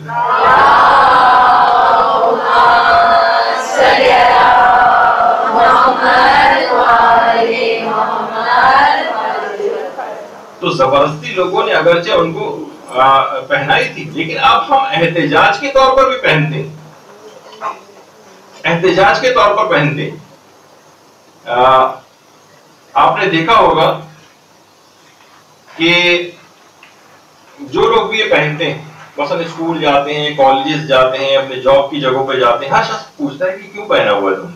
غیر شیعہ بھی اس سے پوچھتے ہیں. اب آپ کے پاس بہت اچھا اور نادر اور نایاب موقع ہوتا ہے کہ آپ اہل بیت کے مظالم جو ان پر کیے گئے وہ بتائیں آپ مجھے، اور فوراً دماغ میں اس کے سوال اٹھے گا اچھا کس نے ان کو جو ہے شہید کیا، پورے حالات کیا تھے، اس کی طرف جائے گا تو اصل ظالموں تک پہنچ جائے گا. تو یہ جو چیزیں ہر وقت آپ کے پاس کچھ رسوم و رواج کے طور پر بہت کسی نے سوچ سمجھ کے چیزوں کا ایسا رائج کیا ہے کہ جس سے باطل ہمیشہ آشکار ہوتا رہے اور حق ہمیشہ ہر لحاظ سے ظاہر ہوتا رہے. مثلا اگر آپ رو بھی رہے ہوں گے یا دل کے اندر بھی غمگین ہوں گے تو دوسرے کو پتہ نہیں چلے گا کہ امام حسین پہ کیا ظلم ہوا، سوائے اس کے کوئی ایسی علامتیں وہ دیکھے کہ وہ آپ سے سوال کرے کہ یہ تم نے ایسا کیوں کیا ہوا اور ویسا کیوں. آپ کے رسومات عزاداری پہ ہر شخص بار بار سوال کرتا ہے کہ تم لوگ ایسا کیوں کرتے ہو. اب آپ کی ایک کمی ہے کہ آپ کے پاس دلائل نہیں ہوتے یا آپ نے اپنے آپ کو پریپیئر نہیں کیا ہوا اس کے لیے، ورنہ آپ اپنے پاس جیسے آپ کوئی کہے منہ پہ تماچے کیوں مارتے ہو، فوراً حضرت عائشہ کا اگر آپ پیش کرتے کتاب کا حوالے دیکھیں تو دوسرا بھی وہ ہو جائے گا کہ ہاں ان کے پاس کوئی دلیل موجود ہے. اب آپ یہ کہیں گے دوسرے کیونکہ اعتراض کر رہے ہیں تو لہٰذا مجھے اس کو بند کر دینا چاہیے. تو یہ آپ کی کمی ہے, آپ کا اپنا علمی طور پر آپ نے اپنے اندر ایک کمی کو برداشت کیا ہوا ہے, ورنہ اصلاً ایسی بات نہیں.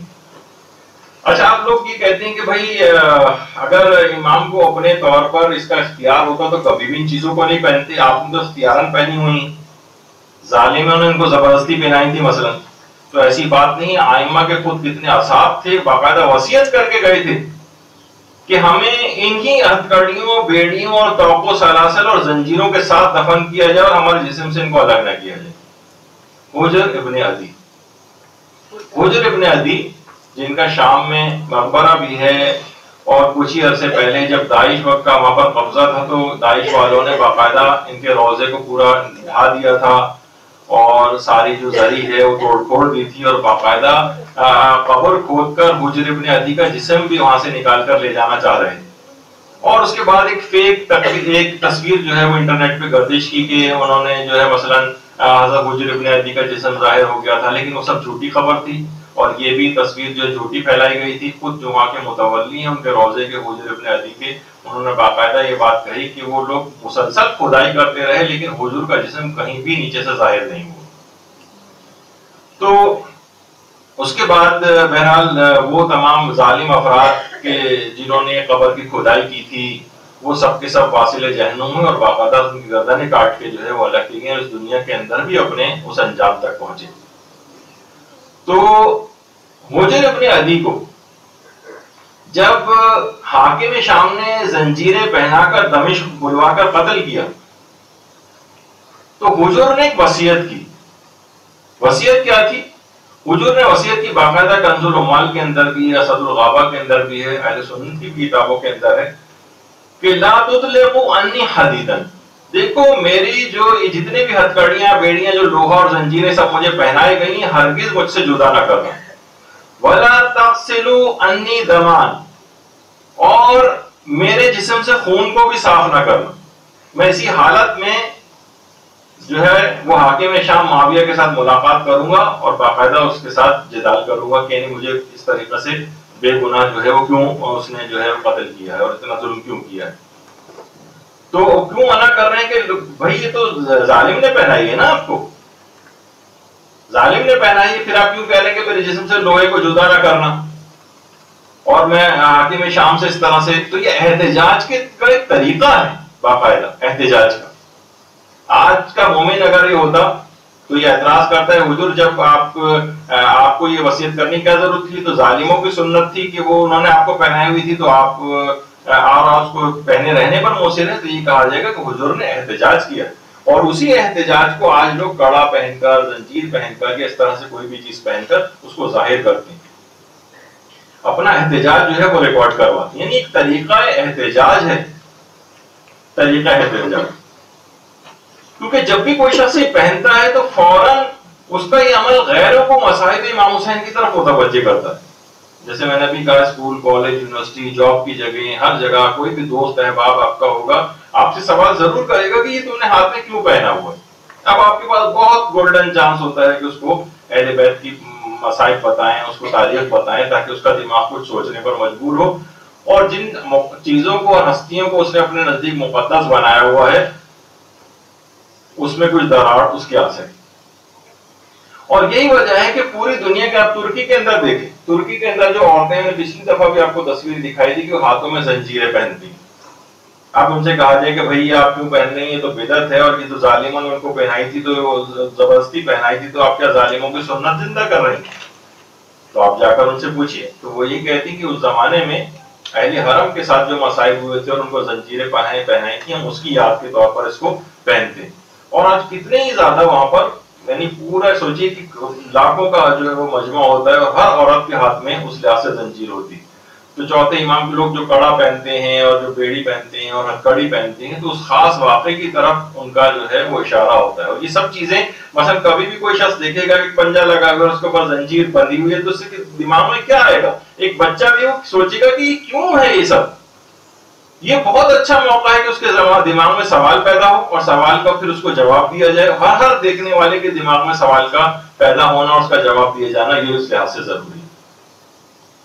تو یہ اس تمام مظالم کو آپ بتا سکتے ہیں ان چیزوں کے بہانے، ان چیزوں کے ذریعے کہ یہ سب چیزیں کیا ہیں۔ اور آج بھی کربلا اور نجف جو واک ہو رہی ہے اس میں کتنے ہی افراد ہاتھ پاؤں میں زنجیریں باندھ کر، کتنی تصویریں آپ انٹرنیٹ کے اوپر دیکھیں کہ اس ظلم کا اظہار کرتے ہوئے کہ خاندان اہل بیت پہ کیسے مظالم ہوں اس کا اظہار کرتے ہیں باقاعدہ۔ تو یہ سب چیزیں ایسی ہیں جس کو دیکھنا چاہیے۔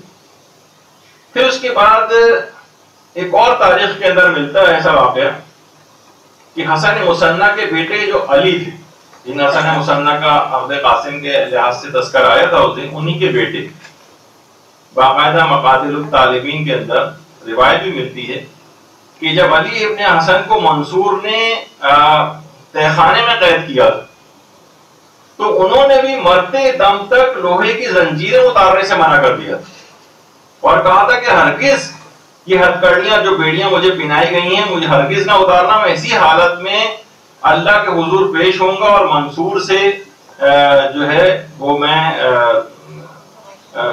پوچھوں گا کہ اس نے مجھے بے گناہ یہ جو ہے چیزیں کیوں پہنائی تھی۔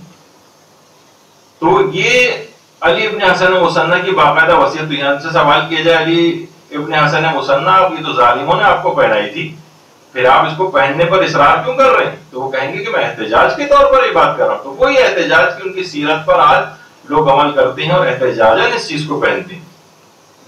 اور زید شہید، ان کے بیٹے جن کا نام یحییٰ تھا، جوز جان افغانستان میں باقاعدہ ان کا ایک مقبرہ ہے۔ عبد الرزاق المکرم نے ایک کتاب پوری لکھی ہے زید شہید پر، زید شہید کے حالات میں۔ اس میں انہوں نے لکھا ہے باقاعدہ کہ ان کی شہادت کے بعد ان کے لاشیں سے ہتھکڑیاں اور بیڑیاں کھول کر الگ کی گئی تھیں ان کی شہادت کے بعد۔ تو شیعہ مومنین کی پوری جماعت نے لوہار سے جا کر بات کی اور کہا کہ تم یہ ہتھکڑیاں، بیڑیاں اور زنجیریں ہمیں فروخت کر دو۔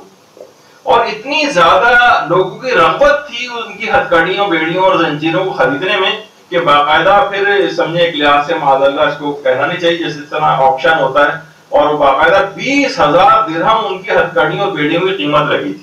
لیکن صاحبان ایمان کی پوری جماعت نے یحییٰ کی ان ہتھکڑیوں اور بیڑیوں کو خریدا تھا اور بعد میں لوہار کے ذریعے ان کے چھوٹے چھوٹے پیس کروائے تھے، اور مومنین نے اپنی انگوٹھیوں میں نگینے کے طور پر اس لوہے کو پہنا۔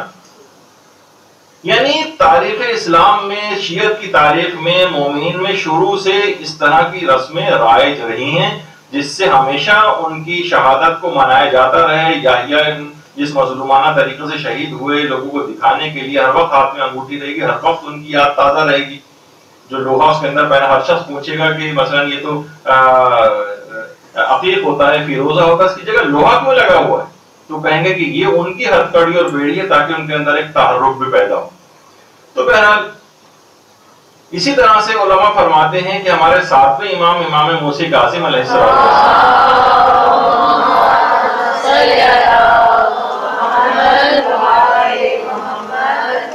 ان کی وصیت کے مطابق باقاعدہ مستدرک الوسائل میں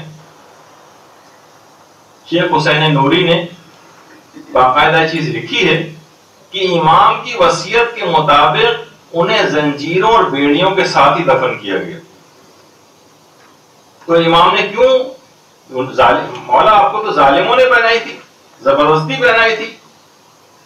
تو امام کو پتا تھا کہ 14 سال بعد کچھ مومنین آئیں گے جو اس کے اوپر بھی اعتراض کریں گے، تو اس لحاظ سے امام اس کا انتظام پہلے سے کر کے گئے تھے، اور ان کا عمل بتا رہا ہے کہ ایسی کوئی بات نہیں تھی اور ان چیزوں کا پہننا کوئی بھی حرام نہیں ہے۔ دیکھنے والا بھی متوجہ ہوتا ہے اور جو اس کو پہن رہا ہے وہ بھی ان کی طرف متوجہ ہوتا ہے۔ دیکھیے یاد دہانی اور توجہ کے لیے تو کتنی واجب عبادتوں کے اندر اس کی مثالیں جو کچھ چیزیں رائج کی گئیں، مثلا نماز کے دوران جو مہر امین استعمال کی جاتی، نماز کا مسئلہ ہے، واجبات کا مسئلہ آپ کو خود یاد رکھنی چاہیے کہ آپ کی کون سی رکعت چل رہی ہے اور آپ کا کون سا سجدہ ہے، نہیں اس کے لیے مثلا ایک مشین بنائی گئی تاکہ ہمیں رکعتیں یاد رہیں، ہمیں اپنے سجدے یاد رہیں۔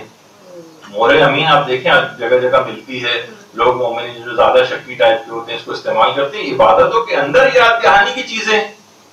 یا مثلا طواف میں 7 دانوں کی تسبیح، کون سی روایت کے اندر آئی ہے، کون سی حدیث کے اندر آئی کہ طواف کے چکروں کو یاد کرنے کے لیے 7 دانے کی تسبیح ہاتھ میں رکھی جائے؟ نہیں، ہمیں تذکر ہوتا ہے، یاد دہانی ہوتی ہے، تو واجب عبادت تک کے اندر ان چیزوں کو رسومات کے طور پر یا مثلا یاد دہانی کے لیے کوئی کسی طریقہ کار کے طور پر، تو اب اگر کوئی شخص مثلا اپنے ہاتھ میں کوئی ایک ہرے رنگ سے رنگ کا کوئی وہ کپڑا سا باندھ لے، کوئی مسک کیا ہوا کسی آئمہ کے ذریعے سے کوئی دھاگا باندھ لے، کوئی کلاوا باندھ لے، اس سے کوئی کڑا پہن لے، کوئی مثلا ہتھکڑی ٹائپ کی کوئی چیز جس سے ان کی یاد آتی رہے، تو اس میں کون سا مضائقہ ہے، کون سا ایک حرام کام ہے کہ جس کا وہ مرتکب ہوا ہے کہ اس کو برا بھلا کہا جائے. آپ ہندوستانی کے حوالے سے کتنے فتاوے بھی علماء جو ہے وہ نقل کرتے ہیں. مثلا سوال پوچھا گیا کہ ان کے فتوے کے مطابق جو جوابات علماء دیتے ہیں کہ ممبر حسینی کا بوسہ لے کر اپنے آپ کو متبرک کرنے کا کیا حکم؟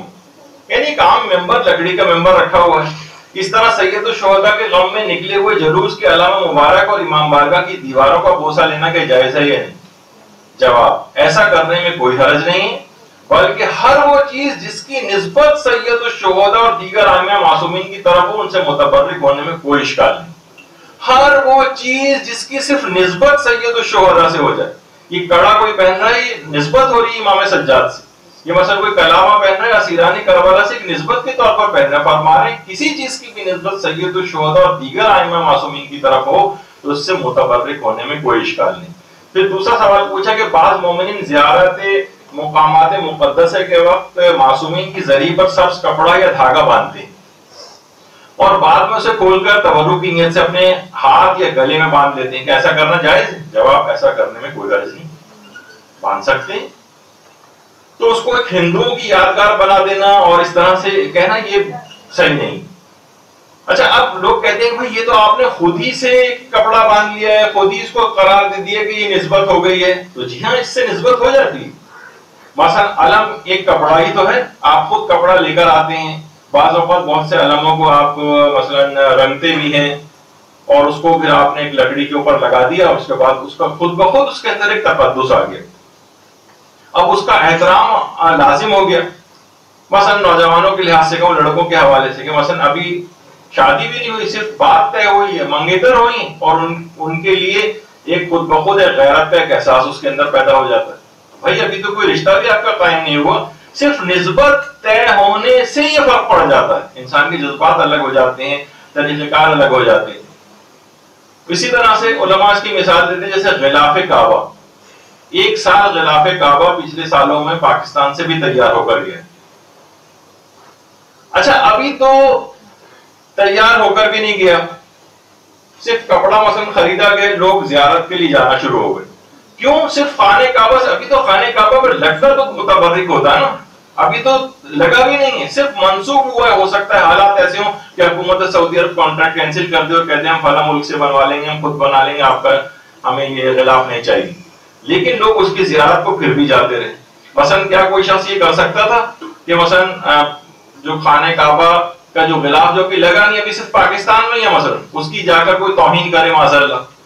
کبھی کو لوگ اگر کوئی کرنا چاہتا بھی معاذ اللہ تو فوراً اس کو روکا جاتا ہے، لوگ غصے کے اندر آ جاتے ہیں. حالانکہ ابھی تو صرف نسبت ایک ہوئی ہے اس سے. اور یہ کپڑا بھی ہم نے خود ہی خریدا ہے، کپڑا یہیں تیار کیا، ابھی تو خانہ کعبہ گیا بھی نہیں. ہاں، اس کے بعد جب خانہ کعبہ پر جاتا ہے اور خانہ کعبہ کے اوپر لگ جاتا ہے، اب لوگ اسی کا تبرک ہو جاتا ہے. باقاعدہ آج کل تو لوگ کینچیاں لے کے جانے لگے ہیں، وہ غلط ہے، حرام ہے. وہ باقاعدہ ٹکڑے کاٹ کاٹ کے لے کے آتے ہیں وہاں سے، اور جو کہ صحیح نہیں ہے، دھاگے کاٹ کے لے کر آنے لگے ہیں وہاں سے، حرام عمل. تو بہرحال اب ایک احترام آ گیا. اسی طریقے سے ہتھکڑی، بیڑی، کلاوا، اس طرح کی کوئی چیزیں، ان کا خود بخود ایک احترام آ گیا. مثلا اگر مثال دوں گا آپ کو کہ اگر کوئی شخص یا مثلا جیسے کہ حضرت عباس سے منسوب ایک مشق ہوتی، معاذ اللہ یہ خود ہم نے بنائی ہے، صرف ایک نسبت ہی تو تھی، اس کو اٹھا کے معاذ اللہ سما معاذ اللہ کوئی شخص نیچے توہین کے لحاظ سے نیچے پھینک دے، اس کو پٹک دے مثلا، تو ہر شخص، ہر شیعہ غصے میں آ جائے گا اور کہے گا کہ یہ آپ نے کیا توہین کی. حالانکہ وہ کہے گا بھائی توہین کیا، یہ کوئی حضرت عباس کی مشق تھوڑی ہے، یہ تو آپ نے خود ہی بنائی ہے، جا کے خرید کر لے کے آئے ہیں فلاں دکان سے، بس آپ نے خود سے ہی نسبت دے دی. جی ہاں، نسبت دینے سے متبرک ہو گئی، اور اتنی متبرک ہو گئی کوئی شخص کو اس کی ورنہ کوئی اور اس طرح کا کوئی برتن رکھا ہوتا اور کوئی نیچے پھینک دے کسی کی شکل کا مثلا، اور نسبت نہ دی گئی ہوتی تو پھر یا مثلا کوئی ایک ایسی طور پر کہ بھئی یہ پہلے زمانے میں مشقیں ایسی ہوتی تھیں اور یہ مشق اس کے بعد پھینک بھی دے تو کوئی پرواہ نہیں کرے گا، لیکن نسبت ہونے سے اتنی پرواہ کرنی پڑے گی آپ۔ اچھا اسی طرح سے علماء ایک بات اور، لوگ اس کے اوپر بھی اعتراض کرتے ہیں کہ ابھی کچھ ہی عرصے پہلے مثلا لوگ انٹرنیٹ پہ ڈالنا شروع ہو جاتے ہیں کہ بھئی دیکھیے زلجنہ جو ہے وہ مر گیا کسی، یہ تو خیر ایک زلجنہ کو باقاعدہ گولی ماری گئی تھی اس کی تصویر ہے جو ان لوگ لے کر جا رہے ہوتے ہیں، اور یہ جو تکفیری عناصر ہیں فرقہ واریت پھیلانے کے لحاظ سے۔ لیکن ایک تھا کہ واقعی جانور بھی جس طریقے سے مرتے ہیں تو لوگوں نے زمین کھود کے اس کو باقاعدہ اس طرح دفن کرتے ہیں، ایسا دفن کرتے وقت کی تصویر۔ البتہ ایک جگہوں پر یہ تھا، کسی جگہ سننے میں آیا کہ نماز کفن دیا گیا اور نماز جنازہ پڑھی گئی، یہ سب خرافات، یہ حرام بھی ہے، یہ صرف مشروعیت صرف مومن کے لیے، یہ کوئی کرے گا تو اسے آپ روکیں گے۔ لیکن لوگوں نے دفن کرنے پہ بھی اعتراض کیجیے، بتائیے ذوالجنہ کو دفن کیا جا رہا ہے، بھائی اگر آپ دیکھیں تو یہ کل تک لوگ آپ کو ہنسیں گے، کیا پسند اگر آپ دفن نہیں کریں گے تو معاذ اللہ سما معاذ اللہ سے کہیں کوڑے کے ڈھیر پہ آپ پھینکیں گے جا کر، تاکہ پوری دنیا ہنسے آپ کے اوپر کہ دیکھیے کل تک تو اس کو چومتے تھے اور ہاتھ لگاتے تھے اور متبرک سمجھتے تھے اور آج اس کا یہ حال کیا ہوا۔ تو اور ویسے بھی تعفن پھیلتا ہے اور چیزیں ہوتی ہیں، تو باقاعدہ دفن کرنے کی حد تک وہ ہے۔ تو ان چیزوں کے اندر ذوالجنہ وغیرہ کے اندر بھی خود بخود نسبت کی وجہ سے ایک تقدس آ جاتا ہے۔ تو یہ تمام چیزوں کو لوگوں کو سوچنا چاہیے۔ اسی طرح سے جس طریقے سے ذریعے امام حسین علیہ السلام جو ہے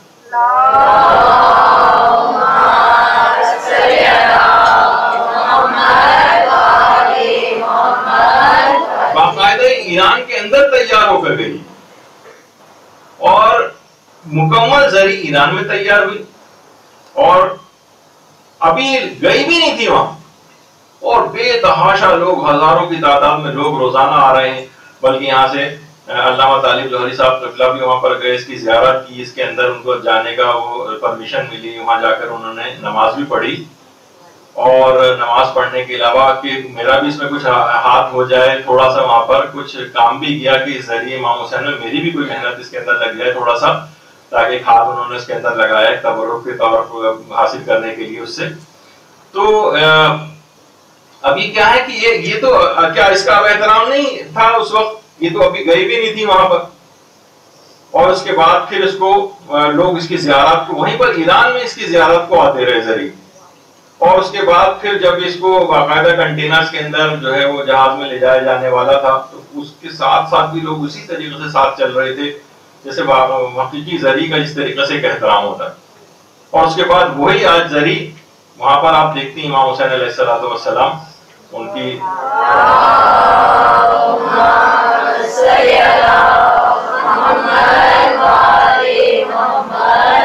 تو ایک نسبت کا ایک احترام آ گیا۔ وہی چیز کسی بھی جگہ جا کر تیاروں سے بھی منسوب ہو جائے، ہو سکتا ہے نہ بھی وہاں پر جا کر لگے، لیکن پھر بھی خود بخود اس کا احترام کرنا لازم اور ضروری ہو جاتا ہے۔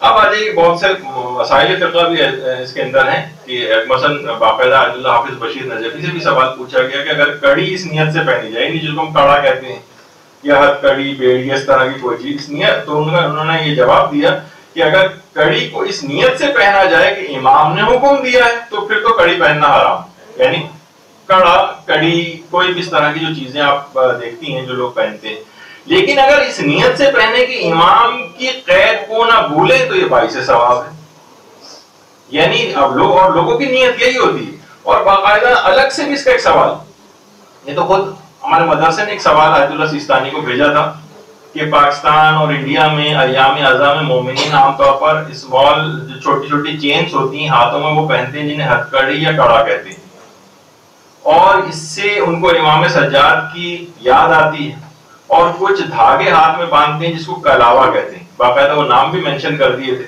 اس سے ان کو ان رسیوں کی یاد آتی ہے جو اسیران کربلا کی گردنوں میں باندھی گئی تھی۔ ان لوگوں کو یہ بات پتہ ہے کہ یہ مباح عمل ہے، یعنی اس کو کوئی حکم شریعت نہیں سمجھ رہے ہیں، لیکن اس سے وہ ان کی یاد سے قریب، کربلا کے والوں کی یاد سے قریب اپنے آپ کو محسوس کرتے ہیں۔ تو کیا یہ عمل کرنا جائز ہے؟ کیا ان کو یہ کام نہیں کرنا چاہیے؟ کیا یہ کوئی مکروہ عمل ہے؟ لیکن اس سے کیا ہوتا ہے کہ ان کو اس طرح کی چیزیں پہننے میں وہ شہداء اور اسیران کربلا کے قریب خود کو سمجھتے ہیں، تو آپ بتائیے کہ آپ اس سلسلے میں کیا فرماتے ہیں؟ جواب دیا آقا سیستانی کی طرف سے آیا بسم تعالیٰ it is permissible and there is no problem, کوئی حرج نہیں ہے، بالکل جائز۔ تو آپ نے دیکھا کہ یہ تمام چیزیں سامنے ہیں، اور اگر کچھ افراد کو یہ تمام رسومات یہ سب جو ہے وہ خرافات لگنے لگی ہیں۔ اچھا آپ دیکھیے یہ عمل مباح ہے، لیکن آقا سیستانی فرماتے ہیں ممکن ہے مباح کام کا بھی آپ کو ثواب مل جائے۔ فرماتے ہیں کہ عمل کا ثواب انسان کی نیت اور قابلیت پر منحصر، ممکن ہے کہ عمل مباح بھی ثواب کا باعث بن جائے۔ مثلا آپ کتنا علماء اس کی مثال دیتے ہیں، پانی پینا مباح ہے نا، کوئی ثواب تو نہیں ملتا، لیکن آپ نیت یہ کر لیں کہ میں پانی اس وجہ سے پی رہی ہوں تاکہ میرے اندر توانائی آئے، پھر میں دین کے لیے کام کروں۔ میں رات کو اس وجہ سے کھانا اس نیت سے کھاؤں کہ رات کو اٹھ کے نماز شب پڑھوں گی تو مجھے تھکاوٹ نہ فیل ہو، تو یہ کھانا اور پانی جو ہے وہ آپ کے لیے ثواب کا باعث بن جائے گا۔ تو آقا سیستانی فرماتے ہیں ممکن ہے عمل مباح ہو، جیسے یہ سب چیزیں پہننا مباح عمل ہے، لیکن آپ کی نیت اگر آپ کو اسیران کربلا یاد آ رہے ہیں، امام حسین یاد آ رہے ہیں، سید سجاد یاد آ رہے ہیں، تو یہ مباح عمل بھی ممکن ہے آپ کی نیت کے باعث مستحب عمل کے اندر اور نیک عمل کے اندر تبدیل ہو جائے۔ اچھا اب اگر کسی شخص کو یہ ہے کہ بھئی ہم جو ہے نہیں، ہمیں تو یہ سب چیزیں خرافاتی لگنے لگی، تو ہم ان سے کہتے ہیں ٹھیک ہے، پھر آپ ایسا کریں ایک ڈیلیگیشن بنائیے، تمام مراجع کے پاس جائیے، وہاں سے متفقہ فتویٰ لے آئیے، تو ہم سب لوگ مل کر ان سب کو ختم کروا دیں گے۔ لیکن کسی بھی شخص کو جو ایک آدمی ہو، دو آدمی ہو، مثلا وہ یہ نہیں اختیار مل جائے گا کہ بھئی میرے سامنے ایک آڈینس بیٹھی ہوئی ہے، ایک صاحب خطاب کر رہے ہیں، جیسے اب یہ جو ہے مائک والا ہے جو لینے کے لیے آیا کہ مائک واپس اٹھا کے لے جانا، تو جتنے افراد ایسے چھوٹے چھوٹے سے گروپ، چھوٹے چھوٹے سے لوگ وہ جو ہے کوئی سا بھی حکم بیان کر کے کہ یہ رسم حرام ہے، وہ رسم حرام ہے، تو اس کے ان کی باتوں کی کوئی حیثیت نہیں ہوگی۔ تو اب نہ نوجوان کوئی اس طرح سے، نہ کوئی سطحی معلومات رکھنے والا کوئی مولانا مراسم اعضاء کے خلاف اگر مثلا کوئی مہم چلائے تو ہم اسے احترام کے ساتھ روکیں گے کہ یہ کام نہ کریں، یہ حلال و حرام کرنے کا جو اختیار ہے یہ فقط مجتہد کے پاس ہے اور کسی کے پاس نہیں۔ اچھا اسی طریقے سے ایک رسم اور بھی ہے، دیکھیے بہت ساری چیزیں جیسے میں نے اس سے پہلے کہا تھا کہ علاقائی رسومات، اسی کے اندر ایک ہے جو یہاں پر اب تک آئی نہیں ہے، گل مالیدین، گل مالی جس کو کہا جاتا ہے، اور باقاعدہ مٹی وغیرہ اپنے اوپر لگائی جاتی ہے۔ ان کو وہ بھی یہی کہتے ہیں کہ ہمیں سے یاد آتی ہے کہ روایتوں کے اندر یہ کہ مثلا وہ غبار آلود تھے، وہ سوچیے کہ آپ جو کربلا سے لے کر اور شام تک کا سفر جو ہے کہاں کیسے کیسے ریگستانوں سے ہوتے ہوئے ان کا جسمانی اعتبار سے کیا حالت تھی، تو ہم اپنے آپ کو ان کے حلیے جیسا بناتے ہیں تاکہ وہ والی مصیبت بھی ان کی یاد رہے۔ اب اس کے اندر ہی باقاعدہ رہبر معظم سے بھی سوال پوچھا گیا، اور ایران کے اندر تو یہ سب سے زیادہ ہوتا ہے، عرب میں بھی ہوتا ہے، لیکن ایران میں سب سے زیادہ ہوتا ہے۔ تو انہوں نے کہا کہ اگر یہ عمل مٹی اور اپنے آپ کو اس طرح سے جو کیچڑ ٹائپ کی بھی کچھ اپنے اوپر لگاتے ہیں، اگر یہ عرفاً حزن اور غم کے مظاہر میں سے شمار ہو اور عزاداری شمار ہو تو اس کو کرنے میں کوئی اشکال نہیں، یعنی خود رہبر معظم کی طرف سے بھی کہ اس کو کرنے میں کوئی اشکال نہیں۔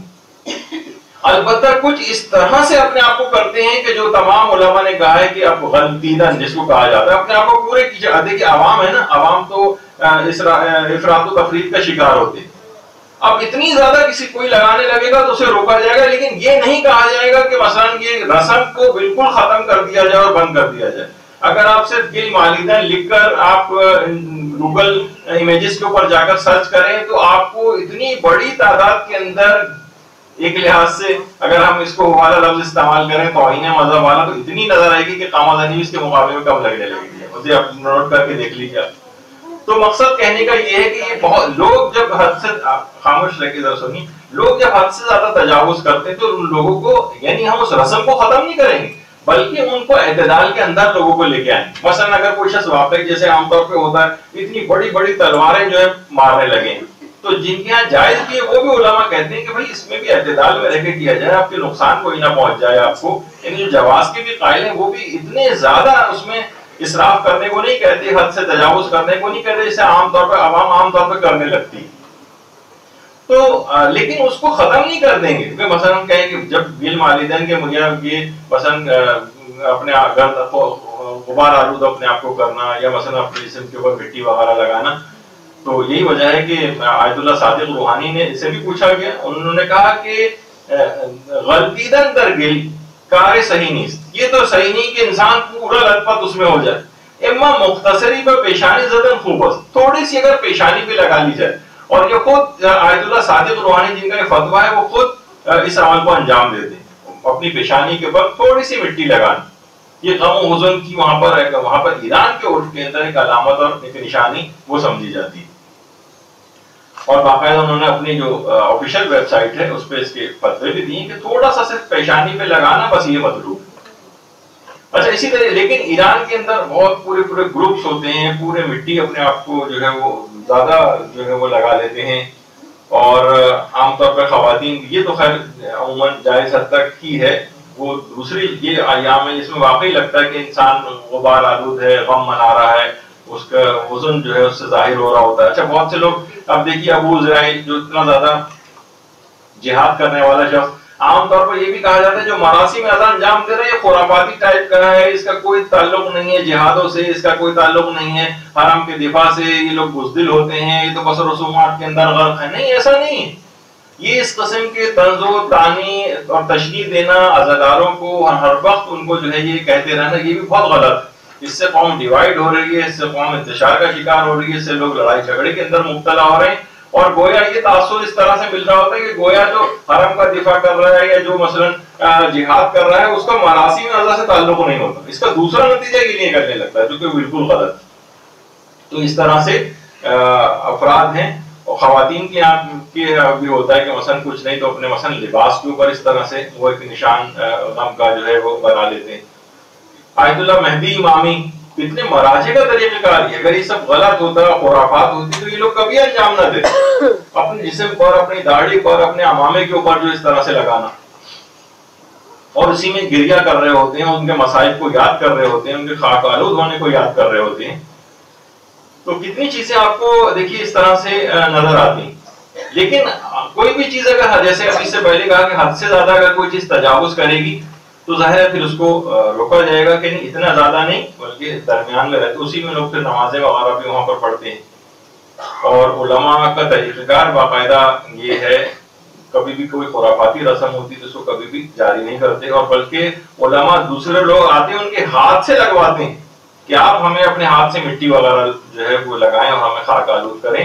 اور تو وہ اس وقت کو یاد کر رہے ہوتے ہیں جب بیویاں اس طرح سے, جیسے کہ آپ نے ابھی سے پہلے سنا کہ حبیب نے اپنی پیشانی پر خاک اٹھا کے ڈالنی شروع کر دی تھی, تو اس مصیبت کو بعض اوقات جو ہے وہ یاد کر رہے ہوتے ہیں. اور آیت اللہ صافی گل پائگانی سے بھی سوال پوچھا گیا کہ لوگ اکثر خود کو خاک آلود کر کے ننگے پاؤں جو ہے وہ چلتے ہیں, تو انہوں نے کہا کہ اس میں کوئی حرج نہیں اور کرنے کی بالکل جو ہے وہ اجازت ہے, اور یہ اظہار حزن و غم جو ہے وہ شمار ہوتا ہے. اسی طریقے سے باقاعدہ آیت اللہ شبیری زنجانی سے بھی کہا گیا کہ جناب یہ اکثر لوگ کہتے ہیں کہ یہ توہین مذہب ہے اپنے آپ کو اس طرح سے خاک آلود کرنا. انہوں نے حیرانگی کا اظہار کیا, توہین مذہب کس نے کہا ہے کہ توہین مذہب؟ ہمارے کہہ رہے ہیں یہ روش مورد تائید فقہاء اعظام و علماء سلف بوداست. یہ تو فقہاء اور ہمارے علماء سلف جو ہیں ان سے یہ والی رسم جو ہے اس سے ان کی تائید ہوتی ہے. اور خود تو آگے فرما رہے ہیں کہ ہم نے سنا ہے کہ آیت اللہ بروجردی ایک دفعہ آنکھوں کے درد میں مبتلا ہوئے, تو ایک سال جب عزاداری ان کے یہاں ہوئی تو انہوں نے عزاداروں کے پاؤں کی جو مٹی ہے وہ اپنی آنکھوں میں لگائی, اور اس سے ان کی آنکھیں بالکل ٹھیک ہو گئیں. اور اس کے بعد وہ 90 سال کی عمر تک زندہ رہے آیت اللہ بروجردی, اور مطالعہ اور تحقیق میں آخری وقت تک انہوں نے کبھی اینک لگانے کی ضرورت ہی ان کو پیش نہیں ہے.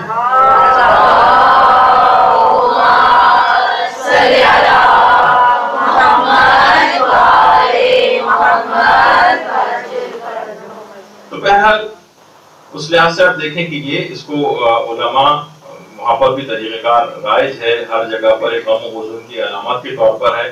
لوگ اس کو خرافاتی کہیں کچھ کہیں, لیکن تمام علماء نے اس کی اجازت دی ہے. خود آیت اللہ شبیری زنجانی جن کا ابھی آپ نے سنا, ان سے بھی جب یہ سوال پوچھا گیا کہ اپنے جسم پہ لوگ اس طرح سے لگا لیتے ہیں مٹی اور ننگے پاؤں جو ہے عزاداری میں چلتے ہیں. تو انہوں نے کہا کہ مانے نہ درد کوئی حرج نہیں ہے بلکہ از مصادیق تعظیم شاعر و مستحب است، یعنی یہ تعظیم شاعر حسینیہ کے اندر شمار ہوگا، اس کی تعظیم کرنے میں شمار ہوگا اور یہ مستحب بھی.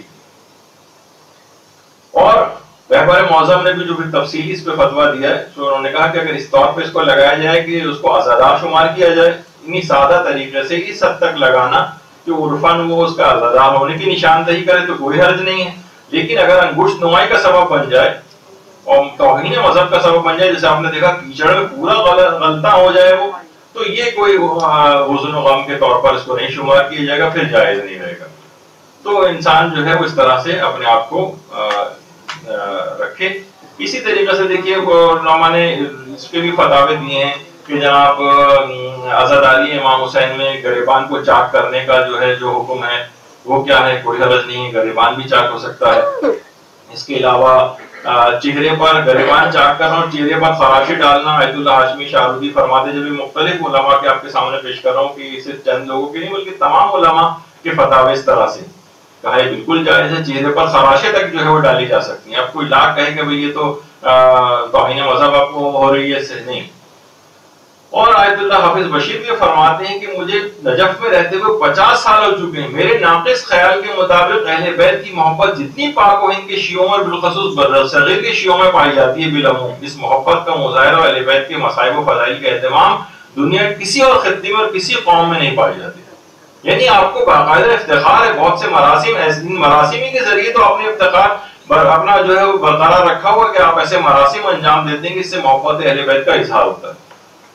آپ دیکھیں کہ لوگ کس طرح عزاخانوں کے اندر نوجوان مصروف ہو جاتے ہیں اور جناب وہ لگائے جا رہے ہیں اور زلجھنوں کو سجایا جا رہا ہے اور جناب ایسے ایسے طریقوں سے جو ہے وہ تابوت بھی سجائے جا رہے ہوتے ہیں. کسی بھی حالت آپ کہیں گے تو اسراف ہے، اتنا زیادہ پیسہ اس پہ خرچ کیوں کیا جا رہا ہے؟ نہیں، لوگوں کی وہی ایک اس سے بالاتر ایک بہت بڑا مفاد آپ کے سامنے، اس سے جو لوگ اٹیچ ہو رہے ہیں مذہب کے قریب آ رہے ہیں وہ ان رسومات کے ذریعے آ رہے ہیں. چھوٹی چھوٹی بچیاں، اب کوئی کہے کہ جناب عام طور پر اس پہ میں اس دفعہ آیا نہیں ورنہ اس پہ بھی لوگ کہتے ہیں کہ اس پہ اعتراض آپ لوگوں کی ذرا وہ ہے فائدہ مندی چیز ہو جاتی ہے وہ اگر میں اس کا ذکر کرتا کہ بھئی جو ہے یہ لوگ کالے کپڑے جو ہے ہر سال جو ہے خواتین سلوانے جاتی ہیں، تو اگر وہ سلوا بھی رہی ہیں مثلا اس بچی کے لیے بھی تو ہرے رنگ کا یہ سب پہنائے باقاعدہ خریدا ہوگا، پہنائے جانے کے لیے سلوایا گیا ہوگا، یہ کوئی فیشن کے طور پر تو نہیں ہے. لیکن ان جس طریقے سے تمام چیزوں سے علامتوں سے اظہار ہوتا ہے غم کا، اس کے لیے اگر کپڑے سلوانے بھی آپ کو پڑے وہ ٹھیک ہے، ہدف خود نمائی نہیں ہونا چاہیے، ہدف کوئی فیشن نہیں ہونا چاہیے. اور بہت مشکل ہے، میں سمجھتا ہوں کہ کوئی مومن یا مومنہ ایک فیشن کے طور پر کالے کپڑوں کو سلوائے اور غم کا اور امام حسین کا کوئی خیال اس کے دماغ میں نہ ہو، اپنی کسی نفسانی خواہش کے لیے کرے. نہیں، ایسا میں نہیں سمجھتا. کوئی اگر ہے تو اپنی نیت کی اصلاح کرے. لیکن بہرحال یہ سب چیزیں اس کو تو بہرحال ایک چیز یہ، اور دوسرا مراسم عزاداری برپا کرنے والوں پر خرافاتی اور بزدل ہونے کا طنز یہ بالکل بھی مناسب نہیں، اس کو نہیں کرنا چاہیے. اور یہ آخر میں بس اس پہ ہم اینڈ کرتے ہیں، اگرچہ بہت سی رسومات عزاداری باقی رہ گئیں کہ اس کو حرام قرار دینے کا اختیار کسی بھی مومن یا عام مولانا کو نہیں. یہ مرجع کا کام ہے اور مرجع ہی اس کو اس سلسلے میں جو بھی اس سے ہٹے گا وہ فتنہ و فساد پھیلائے گا. اور امام خمینی نے فرمایا کہ اختلاف اور تفرقہ یہ شیطان کی طرف سے ہے اور اتحاد و وحدت رحمان کی طرف سے. تو کوشش یہ کریں کوئی بھی ایسا چیز نہ ہو کہ جس سے معاشرے کے اندر کوئی انتشار اور اختلاف ہو. دین کے محافظ علماء کرام ہمارے اور جو مراجع اعظام ہیں مجتہدین ہیں وہ دین کے محافظ ہیں. کوئی بھی اگر ایسی بات ہوگی تو ان کی طرف سے صحیح طور پر حکم اس کا آئے گا، ہم اس کے مطابق عمل کریں گے. چھوٹے موٹے میرے جیسے کسی آدمی کو حق نہیں ہے کہ وہ جو ہے کسی رسم عزاداری کو حرام قرار دے. وصلی اللہ علی محمد وعلیہ الطیبین.